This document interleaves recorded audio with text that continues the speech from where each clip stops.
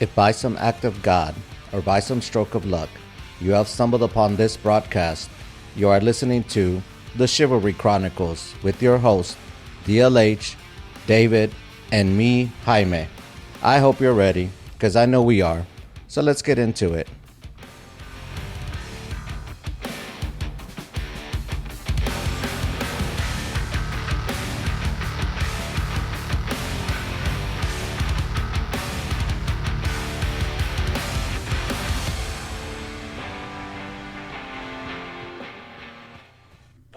Today, I'm not sure how much I'm going to appreciate this. Jaime and Dave gave me the opportunity to come up with the topic that I wanted to discuss today, and I want to discuss the question of why do men goad each other?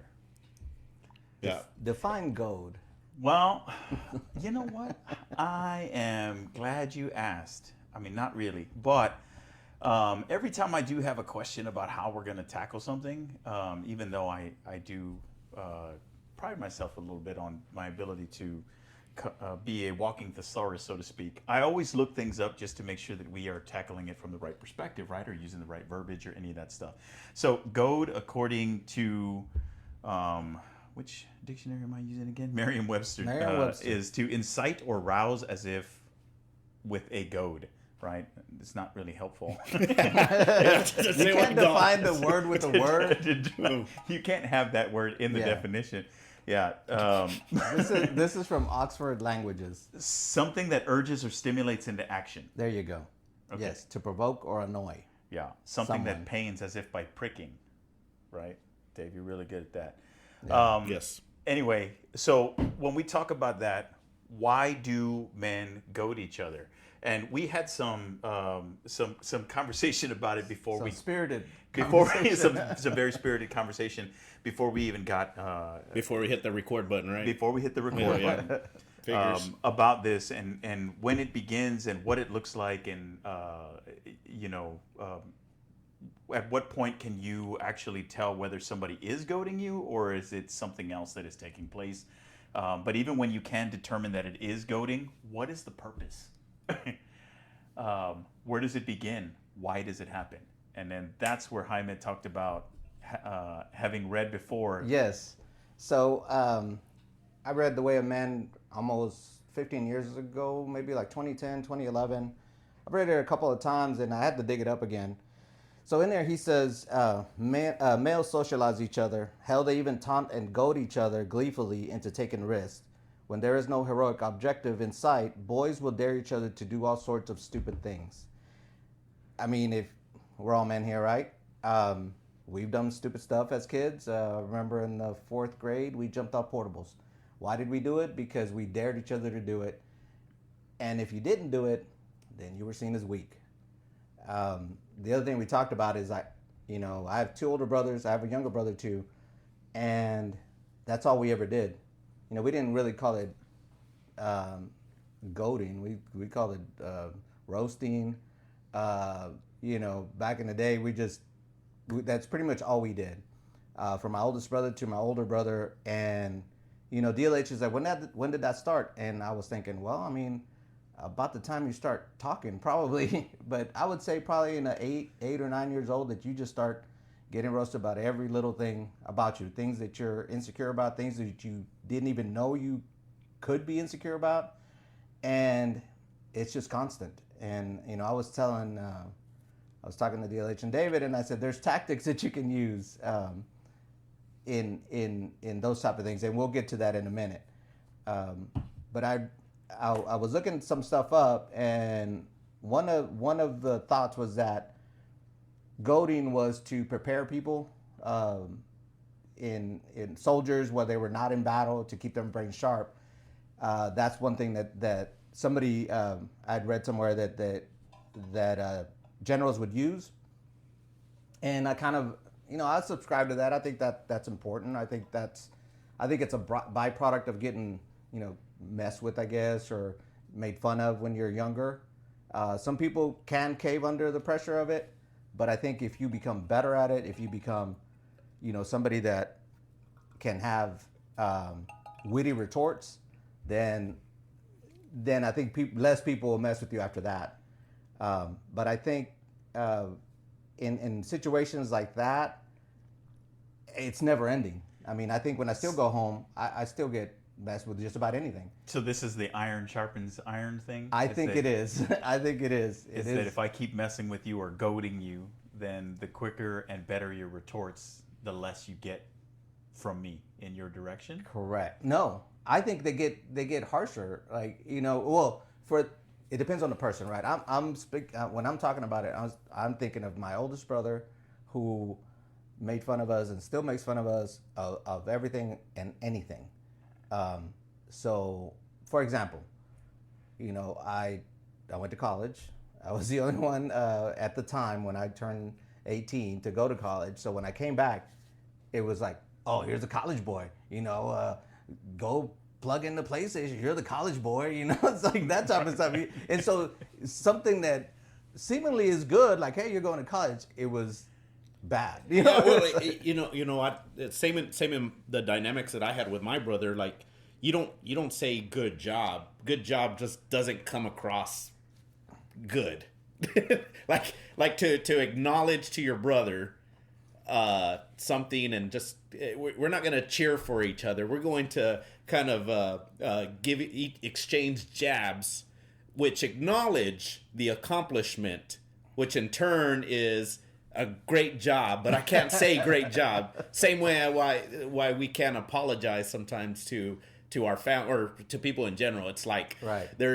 I do feel this guilt. I probably should apologize, but F that. I don't want to apologize. Or I really am proud of this person, but to give this cheesy, oh, that's such a great job. To do that, I think with some social, maybe even cultural. I don't know if it's even cultural, but in my sense, in my family, we sincerely will back each other. We will sincerely feel each other's accomplishments and feel that success amongst each other and be proud, but we'll internalize that. Yeah. So the only way we put that out into the public space, or within among our family, is to just throw it out in these jokes or these jabs to, like, oh yeah, good job, job going to college. Go put it in Nintendo, smartass. It's kind of like that. Or something that acknowledges your accomplishment, but then also demeans it at the same time. Yeah. Right? Yeah. Like I'm compliment. I'm proud of you, brother. Way to do something that a third of the world does already. Yeah. Now something that just has to put in a jab while they're giving you absolutely a congratulatory. Absolutely. So do you guys think that it's easier? At what point do you think you finally realize, okay, that's really what they're doing, versus, man, what a jackass. Yesterday. Yeah. I mean, you have to really put that. You have to really take steps back to realize that's what's really happening. Well, I think my situation was probably different because like I said, so my oldest brother, we talked about alpha males before. He's your typical alpha male. I'm the middle child, and then there's two younger. But I think my brother, when I got into high school, so I'm 14 or whatever, he kind of pulled me and my other brother aside and said, look, we're brothers. There's nothing that's ever going to come in between us. We're going to back each other up, and that's just the way it's going to be. And as a 14-year-old, hearing that from your brother, you're like, damn, that's cool. But then right after that, he was going to roast you for whatever. But the fact that you heard that, you're like, okay. You know where you stood. Yeah, we're here. Yeah. So whenever we were around other people, because I was a freshman and he was a senior, it was just like, oh, that's Cruz's little brother, right, to the outside. And so I was somewhat protected, in high school. But around him, he made the most fun of me. When I walked around him and in the hallways, they're like, I smell fish, like that type of stuff. He would mess with me in the hallways, but around other people, he'd be like, that's my little brother. Don't mess with him, type of stuff. So it was, to me, it was kind of cool that he did that. He kind of set the tone. And so you do kind of figure it out, and then later on, it makes more sense. Yeah. Now, But- DLH, or go ahead because you did Yes, have this something was that- going to spark that next thought for me, is that I don't think that it, in my opinion, it doesn't come from a place of trying to keep you sharp, right? But rather a way to bond with one Okay. another. Now, when we think about men and throughout all of history, right, without getting scholarly into all these other things, men have historically not been really good at showing emotion of any kind other than anger, really, right? When we get into that. But how do you show someone that you are proud of them, but without getting into some other sort of mushiness or something like that? Well, in 1980 is you don't. You don't. I mean, you do don't. that. But Like now you do. But you can. But you can be. You can be serious now by like the moment that you talked about, right? Like when you're brothers, and whether you are blood brothers or by choice brothers, right? And you talk about each other, and then there should come a time at some point where you let each other know, like in all seriousness, I got your back. We're always right. We always got each other. Yeah. But it's almost immediately followed by goading. Yes. Because you can't sit with the discomfort of the mushiness of that feeling, and so you take it into humor. Yes. And that's your whether it's defense or whether it's your way of just relating to each other coping. to continue. Yeah, coping mechanism. It's almost like How that. did I That get person, so gushy? that person that does that nervous laugh when they're presenting. Right. Yeah. You know, they gotta. It's gotta come out. Yeah. Because it's like bottled up. Yeah. They know the way it's supposed to happen, but the only way that you can kind of the ice break is to have that icebreaker, something that eases into the discussion. I don't even think. I think it's something very subtle or very in the subliminal message in our brains, because it's easier to say that joke or to give that icebreaker that then opens the discussion where you may or may not, by the way, be able to squeeze in the message that you have to deliver. Right? Yeah. Well, that nervous tension, right? Like if we go back to this graduation analogy, right? Like something as simple as like, no, truly, I'm proud of you. So then you come in and you give a hug, and as soon as that hug is over, you have the seriousness of that moment. Yeah. That I do truly appreciate your accomplishment. Now go make something of yourself. Do something with your life, right? Like that jab has to come immediately after that in order to set things back and not stay in that emotion. I think because it can be uncomfortable for I think most of us, and in particular men that don't spend a lot of time in that emotional space. Anyway, and I think that's how we get along. I was talking about prior to this in some of the discussion, the Gurian Institute, right? That I learned a lot from. Really, I went to a parent discussion. There were a bunch of parents there, and Michael Gurian. If you want to look into that, I believe that is their website is GurianInstitute.com. How do you spell that? Let me just make sure. Gurian is G. G. Yeah, so That's it's just- Gurian. Don't ask David to spell. Yeah. He was strictly told spelling wasn't a prerequisite. Yeah. So if you look up Gurian, Gurian Institute, they talk a lot about about boys learning, and this is all like brain-based, research-driven strategies, for boys learning, and then they also train professionals on how to educate boys and all that other stuff. So anyway, but when we were talking to him, or he was talking to us, the parents that were in this event that we were at, and he talked about the way that boys get along with each other, right? And of course, to give you contrast, he talked about girls. Girls are generally, this was a general blanket statement, by the way, but they're more calm, sedate. You can have them be together in the same space, give them something that is not a dangerous object, art supplies or whatever, and they'll, talk while they do the things in a very calm manner. But you turn around and you go and look at the boys, and the boys are throwing lawn darts at each other, or something that's Breaking like that. stuff, Always jumping off of stuff. jumping off of roofs or things like that. I was like, what are you doing? And because they dare each other for this. So one of the funniest things that he said, and then he was like, all right, so I want everybody to think about this, in particular the men. He's like, every time you get around fireworks when you're growing up, what do y'all do? And everybody starts laughing. And he was like, see, you can't even say it because you're already busy laughing, because you know that in some way, shape, or form you threw these at each other, right? He's like, yes. And then it's about who can get who, and all of this stuff happens. And then you keep on going until somebody gets injured. And hopefully it's not like a big injury, right? But it would be something that amounts to a non-serious injury. And what do? Do you stop the dangerous behavior? No. You institute a minor rule to try and not have that same thing happen, right? So don't point the Roman candles at faces anymore. Is that a night code? So we can keep shooting each other, just don't aim at the face, right? And that's how boys get along. And I think that the goading, because if we get back into the goading, this is one of the things that he talked about, right? So if you're playing a soccer game, football game, whatever it is that you're playing, if it's girls playing and somebody gets injured, teammates or something, and they think that you're hurt, there may be the stopping and checking in with you and how are you, like how are you doing actually, right? And getting up. But boys will do more of a roll them off the field. We got to play. You just sort of pass by. Oh yeah. And then there's like, you good?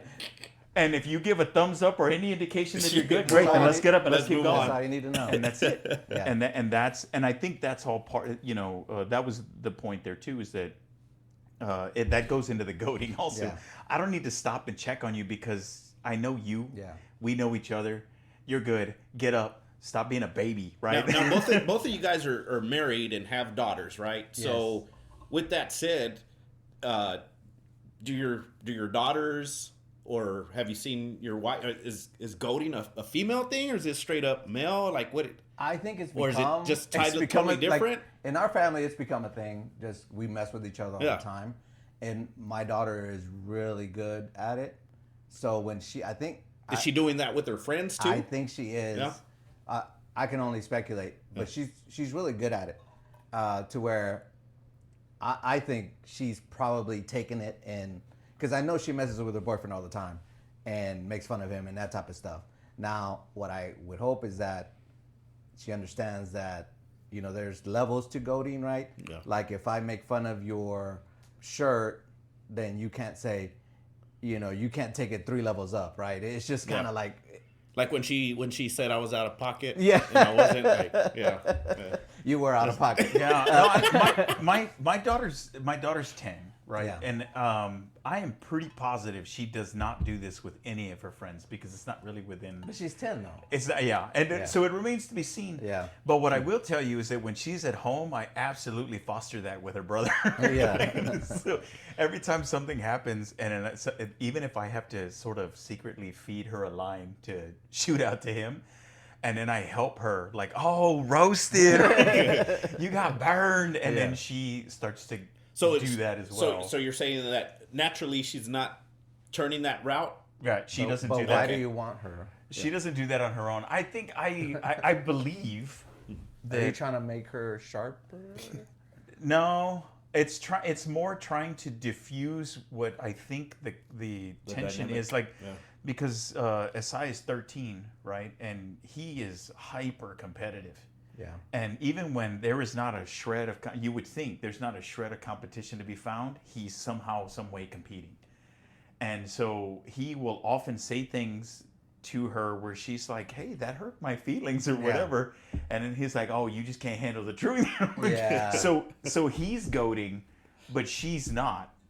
And so there's just some times where I try to get her, instead of always taking the L, I try to occasionally get her a W. But I think that's where your son is probably learning the socialization that maybe with girls you don't, because they're not as vicious as, well, they are as vicious, but at that stage they're not there yet. But it was funny you were saying that he's hyper competitive.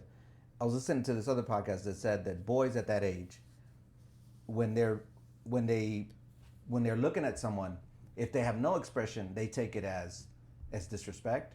If they have kind of a mean expression, they take it as disrespect. If they have a smile, they may not. But they're all, because Joaquin is like that. When he's 17 now, but when he was like 13, 14, we'd be walking through Target and he's like, what is he looking at? I was like, nobody's looking at you, man. Just keep it moving. Like he's like, what are you looking like? What was he looking at, Dad? I was like, he wasn't looking at you, son. Nobody's looking at you. You're not gonna get into a fight. But that's how boys are. Like, and when I heard that, I was like, that's true, because that's how most boys are. That's how I was at 13, 14. You do look for conflict. You're like, did you say something? Like that type of stuff. And I think it comes from that. It's part of testosterone and all that. Yeah, I think that, like when I'm doing that, there's multiple things because we always tell my son, right, like no one wins 100% of the time. Now, if he uses any of those things to come in and try and manufacture a win automatically over his, I guess in his view, an innocuous sister, right, a 10-year-old who's not suspecting that she's about to be verbally or mentally pounced on by her 13-year-old brother, and then he comes in for an easy win. And so, there are some times where that comes with being the oldest. It may be, right? I think there's some of that he's entitled to, sure, as the older brother. But then there's some time, like just making sure that, and he does a pretty good job of not like, he doesn't push it too far. There are some times where it's needless, but it's never vicious. Yeah. But also, I think that sometimes my daughter, this may be more individualized, but for her, I feel like sometimes she just needs a win so that she's not always losing against him, because sometimes she mentions that as the mentality, like he always comes first, he always gets this, he always this, and I never, right? And so sometimes when I'm like, well, I got you, right, let's help you get this win, and then we do that, and then we get to celebrate that, and then it's sort of like me having a moment with her at the expense of SI, but he can take it. But is this the videographer getting involved between a gazelle and a lion? You're like, gazelle, get out of the way. Here comes the lion. Like, it might be. Yeah. I would say so. But if I think that there's some times where that's okay. Largely, I leave them alone because they need to work. They need to figure out how to work out these issues with each other. And most of the time, when I interject, it's not like it's not a serious one, because it has to be in the vein of goading for me to get involved. Otherwise, y'all figure it out. Yeah. Whatever your problem is. But when they are trying to get at each other, but she doesn't have as strong a comeback, so I give her one, and it's all in the nature of goading, so that we can roast him at the same time. Yeah. And I'm like, damn, you got burned by your sister. Now, because the psychological aspects for many things. Yeah. Do you think it helps? It helps her with I don't want to say self-esteem, because I'm not saying she doesn't have it. I'm just saying. But yes. Do you think it empowers her to kind of stand up a little bit more, or a little bit more fierce when need to be? Because then some of the times when I do that, and then when I have to have a separate discussion with her about something, maybe the way that she's feeling about, and not as capable in standing up or whatever, and then so we may reference something like that. But when I start saying something like this about, so here's a big one, for instance, in the schools that they're in right now. SI is in 7th grade, so he's a middle schooler. In Eliana's school, they consider 5th grade middle school, right? And I was like, oh, that's interesting. Okay, but they have this needless argument where SI keeps saying, you're not in middle school, and she's like, yes, I am. No, you're not. Yes, I am. And I'm like, what does that matter? Neither one of you dictates what middle school is. The school does. Right. It is what it is. But it doesn't stop him from goading her. You're not a middle schooler. You just want to be, and you're, like all this stuff. And so when I get to talk to her separately and tell her about these other things, you remember that last time you roasted him? Like, you do have some power in here. If he's messing with you on something that neither one of you can do anything for, talk to the hand. And I go to old school things, right? Yeah. Talk to the hand, or like whatever it is. What is it? Your mama's so fat? And so all these things that I tell her, they're like, excuse me? And then it'll be a separate time when I'm somewhere and not getting involved. Yeah. But I can overhear the discussion that they're having. And when I hear her say, whatever, talk to the hand, and I'm like, there you go. See? And I do think it teaches her a little bit of that, like standing up for herself. Yeah. right? So that she can accept that goading and know how to stand up for herself in the moment. And it starts to also teach Asai, you don't just have a mat to walk over. Yeah. Right. Now, when do you guys think that you and even your sons started goading? Like, at what point? Like, what do you think is giving us the green light to do that? Like, if I'm trying to think and With go your back, kids or just in general? Yeah. First, let's talk. Like, when's the first time you think you participated in goading? Us? Yeah. Oh, yeah. man. Like, I mean, I wouldn't know. I'd have to be as far back as I can remember. Yeah. And Yeah. DLH asked this And question. what was that green light? So, I think, so we were talking about it, and he said, well, when do you think it started? And I said, well, I want to say as early as 7, 8 years old. You And participating or you getting goaded? Both. Yeah. Both. Okay. Because it doesn't take too long before you're like, man, I'm getting roasted here. I need to start saying something. Now, I have 2 stories, right? One, my dad was like one of the all-time greatest roasters in the history of roasting. Like, he is good at it. He makes fun of everyone. He makes fun of anything. He is that good. So we grew up with that, and we saw him do it to my cousins, my uncles, his brothers-in-laws, that type of stuff, and he was really good at it. But when he turned it on you, it was even worse, right? So one day he's going at me pretty. He said some like, "Hey man, like, Ease up. We good." Like, Was that you as 8 years old? I was probably like 10. Okay. I was probably like 10, and then I said something like back because I'm taking it, right? And then I said something, and he gave me this look like, you better think about who you talking to, boy. Like, and I was like, oh, and I got even more mad because I was like, oh, so you can just say whatever you want.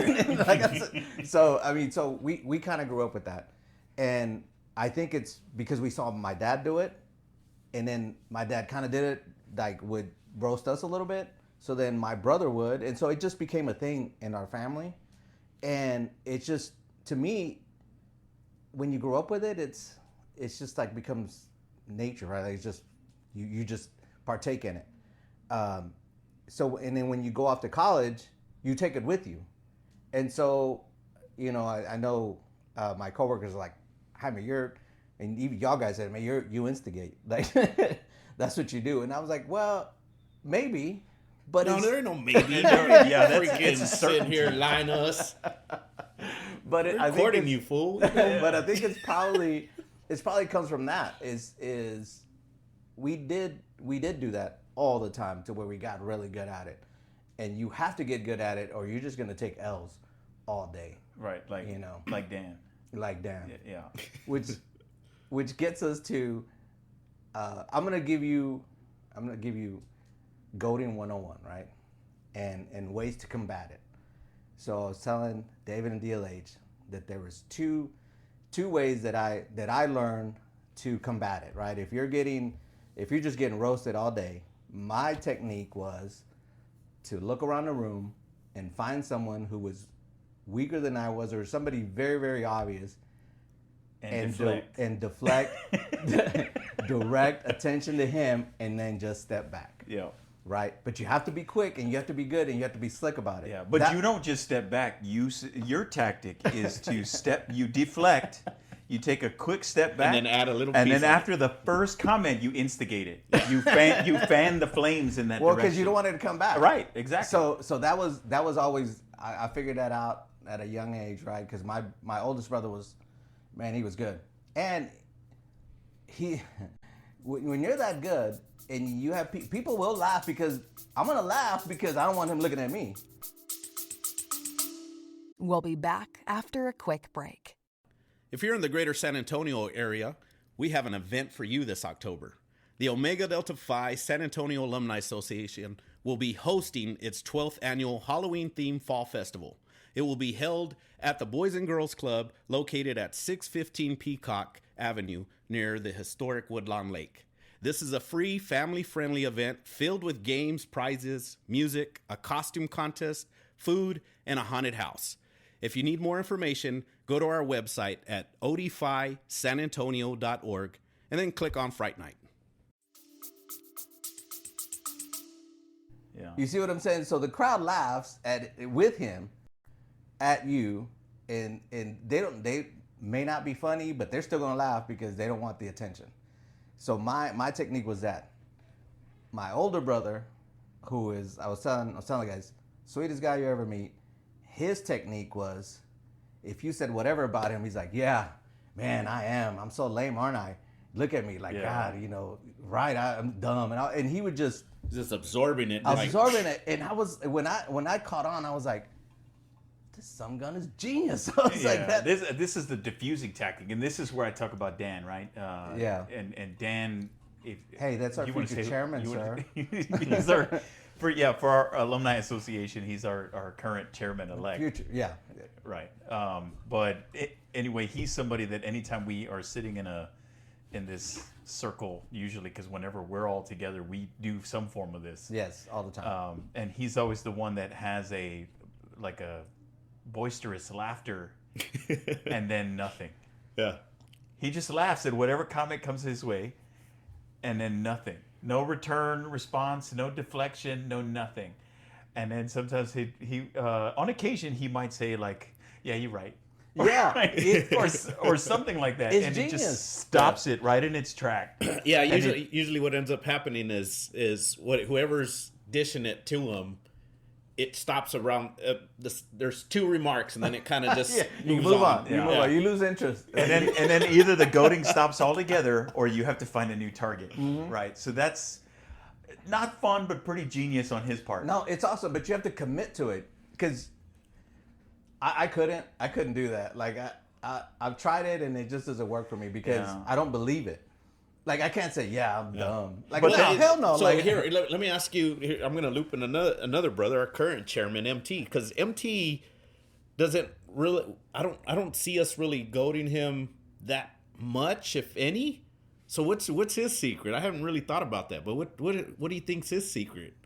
Because he stays under the radar. Yeah, he stays under the radar. So. Yeah, he does. I think he vacillates a little bit. If you're asking me, I think most of the time he diffuses it also. Yeah. By either it's almost a dismissal by a laughter. Yes, and then he just just dismisses it. Yeah, whatever. And keeps going. Yeah, right. Maybe so, that's what something like that. He also absorbs it. Yeah, like, unless and sometimes he'll say something too. Like unless out of the he blue. has, that's it. Yeah. But he has to be armed with that. Whatever's there, and then he'll be like, whatever, and then he'll pass it off. But that's only on occasion. Most of the time, he's a diffuser. He just absorbs it and lets it go, or dismisses it. Right, whatever it is. So, David, what are your techniques? Like, I'm giving you the two that You're giving him a lot of credit. Dave has absolutely no technique. I just take it. He takes it and fires things off in all directions. See, what I've noticed from David is David doesn't do either technique. He'll just start coming back at you. And whoever laughs the loudest, he takes it all in. Oh, what you laughing at? Well, so that's the tactic, is not to be the loudest laugher, because then he'll come in your direction. But I'm giving y'all too much ammo. I'm peeling the curtain back on how I operate things. No, we already. Well, you already know. Yeah, we already knew. No, you didn't. Yeah, we do. We already knew. Really? Yeah. I've been saying it forever. At the same time, like I have, that was synced. I That have was a y'all synced pegged response. already. I Really? already know who's going to do what direction it's going to go. And I think early on, if y'all remember back too, I was a little bit of a diffuser. I didn't get into any of that stuff. And then later on, when I recognized the banter, and then I was like, okay, now I know enough to, I think, engage in it. And then I would start to do it. And then now that's how. And now I'm in it so deep. I got. Lupine mad at me this last time. Yeah, you did. That's terrible. I'll not stand for that. Yeah, but besmirching his character. I just wanted to be known. It wasn't what I said. It was your agreement to what I said. They got him. He was mad. You know what? That's another thing that this essentially does is whenever you're gouging each other, you're establishing boundaries within that group. Right. That's what it's doing. Or that's another thing that it's doing. It's not necessarily what's in play, but it starts establishing, okay, that's somebody that can take a joke, or that's somebody that I can kind of throw a jab. How far can I push that, Yeah. or whatever it is. And this is the point that maybe they're not into it, or that you really take it from what it's intended to be to now this is the no man's zone, or Which leads me to believe, and you know what, they might both be true at the same time. Maybe it is to sharpen some wits, but I do think it feels to me that the primary part of this is bonding, right? So if we go all the way back to, like, we constantly talk about tribe and all that stuff. When you find a group of people that you know that you can do this with, and you can do it anytime you're together, you just pass this around, and you learn over time what your boundaries are. You stay within the boundaries in order to keep it lighthearted and fun.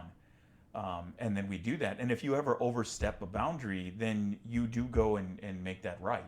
You have a side conversation and say, yo, man, it wasn't personal. I didn't mean it like that. Yeah. Or whatever it is. And Jaime and I had No, we did it. had a blowout had a blowout a couple years ago in that sense.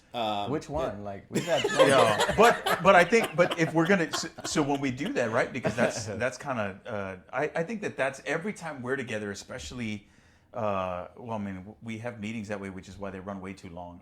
Our alumni association meetings. But then also when we're at like Legacy Weekend, where it's a little more appropriate to do that, and we do that a lot at nighttime, especially after the kids have gone to bed and all of that stuff. But I think I think that it really is that sort of bonding, because we get to pick on each other with maybe qualities or characteristics that we know are, I don't know, either weaker or they stand out and are funny or whatever it is in it, but it's picking at something with your character, right, and then all laughing about that, and then just sort of passing it around until, like it's so what's your take overall? So pound for pound, you weigh the pros and cons of goading. You weigh all the pros and cons. You mean like usefulness, or ultimately, is it more beneficial overall or less beneficial? Obviously, it lands somewhere in between and to different degrees, right? No, we need a determination. We're talking boys here too, right? Because if we're talking about boy behavior that it seems most common in to do this stuff, then as long as, I think, if you go into it not mean spirited, if you stay within what we're saying, the spirit of goading is to find whatever it is that you can pick on, but not take it too far. Yeah. Because you, even if you can't articulate it at the time, if you're using it for bonding or any of that stuff, you have to take it far enough, because then how do you know? That's how you figure out the boundary. Exactly. Yeah. But if you take it that far and then you actually hurt some feelings, but you never make amends for that, you risk breaking that bond altogether. Yeah. Well, right? So there is a way of bringing it back in together to make amends for that, and then keeping it within that goading realm. Yeah, because I know my son and his friends, which they've gone out to Legacy Weekend and camped with us all weekend long, they do that all the time. Part of it is because Joaquin was kind of raised in it again. I mean, my wife and I, we mess with him. We mess with everything. Like, it doesn't matter what it is. And so I think he's taking it on with his buddies. And then when I get around with them, they do it to an extent with me also. Because I know David and I played flag football against them. And the whole game was nothing but like back and forth, talking smack to each other, goading each other, all that stuff. And to me, I enjoyed it. Like, I love doing that. And the fact that we beat them, like, 18, well, and I think that says something too, because when you get a group of, like Joaquin and his friends, right? And if they goad each other, then that tells you something about their dynamic with one another. And if occasionally they turn that on you, you know that they're not going to take it too far because of the respect that they have for you. But the inclusion tells you also their dynamic with you, right? Yes. And so if we talk about it in that regard, highly useful. I think it is. I totally agree. I think where I think sometimes goading happens can come from a bad place. So here's a dynamic: you enter in a room, you want to assert yourself as the top of the alpha or whatever, the top of the chain, the pecking order for that group. Yeah. But in your mind, and you may even be doing this not knowing that you're trying to do it. But it comes almost from a sinister thinking of, I'm coming into this room, I have a little bit of fear, I need to assert myself, and that assertiveness becomes more of aggressiveness. So you ultimately become a bully within that group, Yeah. right? And you can enter, and you're leveraging goading, but at the same time, you did it from a bad place. So I think from a receiving end, it depends. I guess if we're receiving it, we have to receive it in the sense of, okay, is this person being a bully?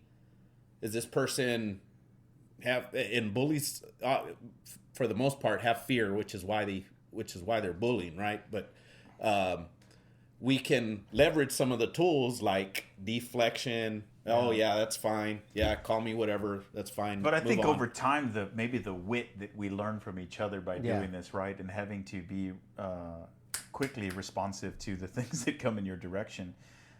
Anyone who is being conniving or manipulative, or in any way trying to strong arm the group for something, whether they want to or not, unless they're highly skilled at doing that, which we start getting into sociopath and psychopathic behavior. Or malignant Then narcissist. right, and all of those things, yes. Yeah. But if it will become noticeable, Yeah. and then you'll know. Yeah, it's like oil and water. Yeah, Is that what it's you're just something like they're trying to do what we're doing, but they're not doing what we're doing. Yeah, they're just and a little bit. yeah. So I think those things are generally discernible over not even that long a time. You can figure out who that is. But anyway, if we're going back to your question about overall stance on it, I would say I thoroughly enjoy it when we do it at Legacy Weekend. Yeah. And as long as it doesn't make the meeting go too long, our association meetings go too long, because we've got time afterwards to do that. Right? Yeah. I do. You just left. I do. that's my diffusion. I gotta go. So at the end of the day, is do men goad to, as a iron sharpens iron, to make them better, to make them wittier, to make them more responsive, or just for fun? No, I think that that's a byproduct of it. Yeah. But I do think that the primary, my view is that the primary purpose of it is to relate to one another, without being in your feels, so to speak. Yeah. You get to keep things very surface. You get to pick on each other, but you do it in a humorous way that keeps that socialization strong. Okay, so last time you took it too far, either one of you, what did you do? Well, just like I said, if someone we'll just say catches feelings about it, right? Yeah. Like you say something and maybe you didn't think you were pushing it too far, but in that moment they did. Yeah. It's usually noticeable, and I think if you make it right by having a side conversation with them. Because I'll tell you what happened in our family, you would goad them even more. And it was relentless and Really? awful. Yes. That's how deep. Oh, now you getting off. Yeah, it was. Now you yes. all hurt. Oh, you're Yes. crying? Oh, Yes. I see you crying. That's Why are you crying? exactly Why are you crying? how my brother would handle it. My other brothers, like, it would be like you would get it 10 times more. And so, as you grow up, I went to college, and then you have your own family, like you start, with the alumni association. I think you do that, what you said, but So time out. Growing up. So time out. So because I'm curious, is it among men? So among all the brothers, yeah, you obviously have a sister. yeah. Your sister, same dynamic. Like, hey, she okay, would- she's she would- crying. She would get it less, and And is it because of the what we typically put ourselves stereotypically, like boys don't cry, girls if they cry you back up or back away. My sister's pretty tough, but she would get some of it too, but not like we got it. Not like me, my older brother, my younger brother. I mean, take for example, we got together last year, and that dynamic played out again. Because we were all there. Actually, all five of us was there, and it was the first time we'd been together since The Jackson my Five. daughter's quinceañera, which was 7 years ago. Like, it's very few and far in between the times that all five of us were together. So that time, you started seeing happening, right? And then my oldest brother started picking on my youngest brother, and it's to me, it's what we were talking about last time, is when you grow up in a family structure and then everybody leaves that family structure, has their own families. When you come right back to it, you fall right back into you pick up into where place. you left Yeah, off. Yeah. because you already kind of those roles have already been defined. They've been established. They're set in stone. But none of y'all ever said, whenever somebody took it too far, I'm assuming then that none of y'all ever said, hey, that's too far. No. Because then you automatically become No, that target. I don't remember So anyone. What I'm hearing too is that you need a hug. He ain't getting it Dave here. is ready Yeah. here. He ain't getting it here. Dave is ready here for all your So hugs. I tell you, when somebody took it too far, and it was usually the time that you figured it out, it's several beers in, and roughly 3 to 4 a.m.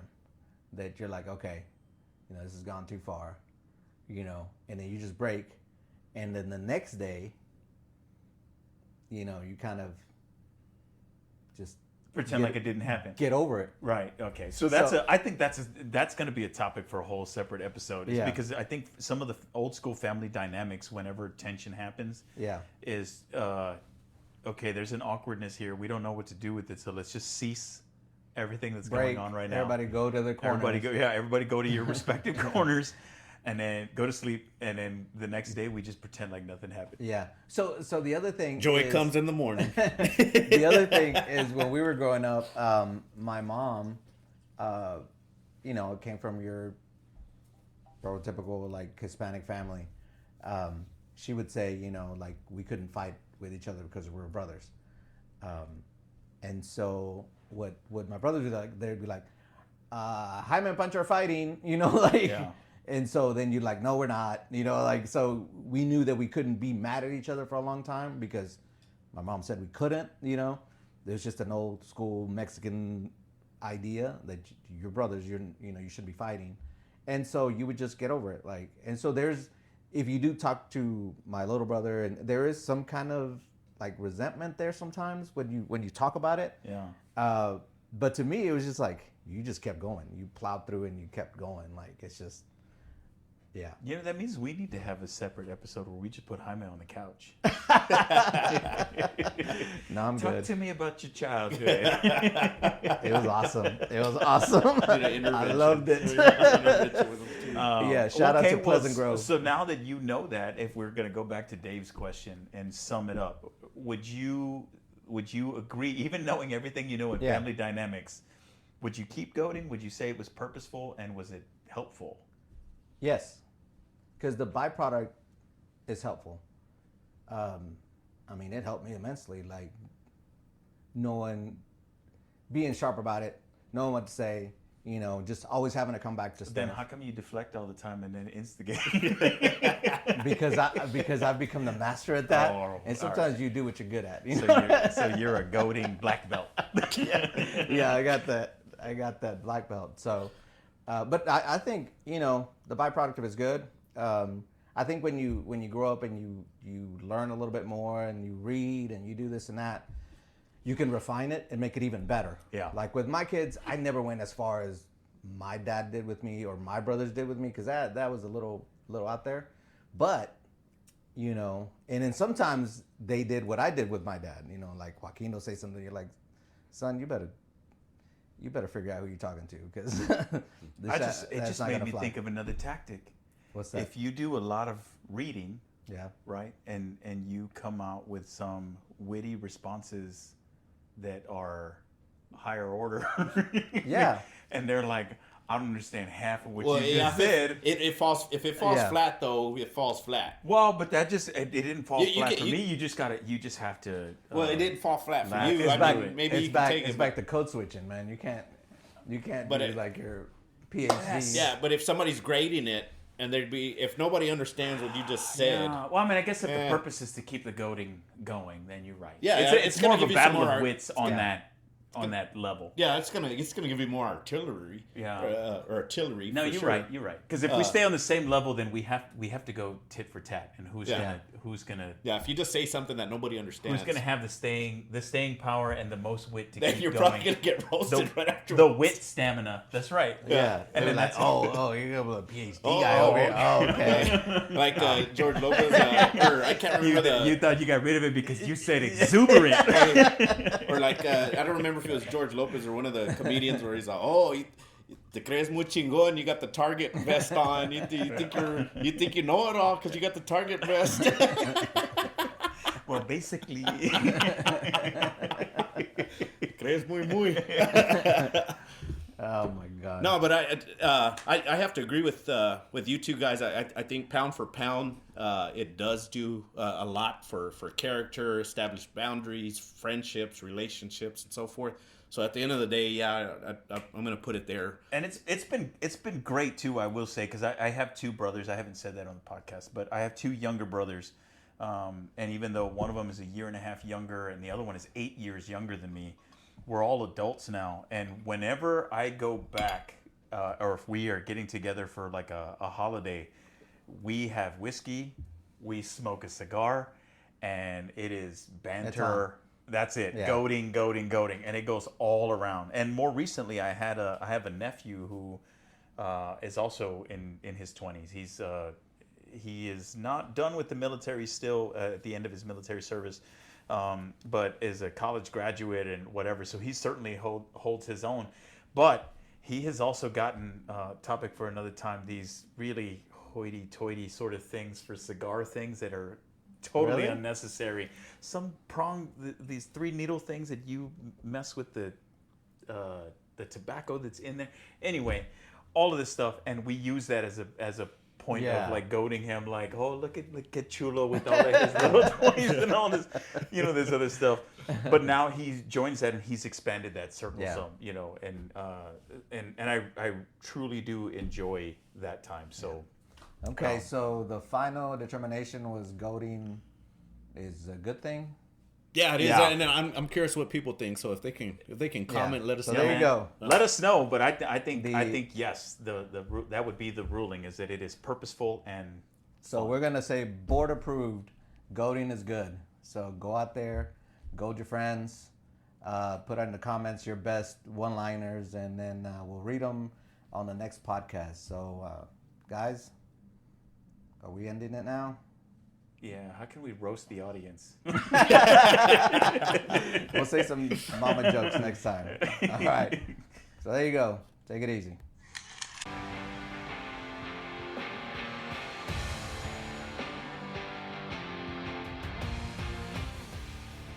Thanks for listening. If you enjoyed this episode and you'd like to help support the podcast, please share it with others, post about it on social media, or leave a rating and review. To catch all the latest from us, you can follow us on Instagram and Twitter. Thanks again, and we'll see you next time.